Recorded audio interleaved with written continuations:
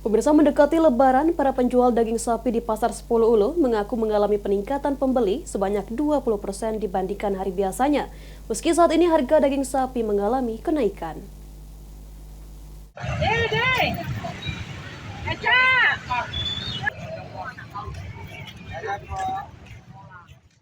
Mendekati hari Lebaran, para penjual daging sapi mengalami peningkatan pembeli dibandingkan hari biasanya. Meski saat ini terjadi kenaikan harga, jika biasanya harga daging sapi dibanderol Rp130.000 per kilogram, mendekati Lebaran harga daging naik Rp150.000 per kilogram. Para pedagang dalam sehari bisa menghabiskan 200 kg daging sapi dibandingkan hari biasanya.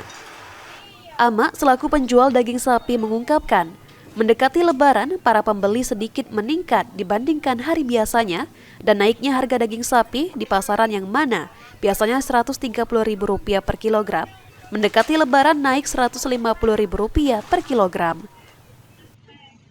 Izin Pak sebelumnya Pak, untuk saat ini Pak ada tak peningkatan pembelian harga dagingnya Pak? Ya, pastilah, pasti tingkat. Karena ini kan banyak kebutuhan jelang Lebaran. Untuk masalah harganya Pak ada kenaikan? Ada 20% lah naik. Biasanya hari biasa berapa harganya Pak? 30. Untuk saat ini Pak? 150.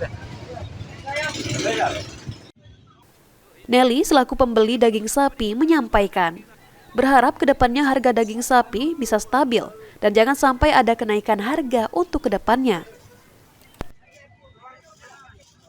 Ini dagingnya agak pacak, kalau ini harga daging ini stabil ke, jadi biasa. Jadi sekarang ini ya daging ini juga kan kalau ini, jadi harganya mahal. Jadi mintanya sedap betul kalau harga. Para pembeli berharap kedepannya harga daging sapi bisa stabil di pasaran. Idham, PAL TV.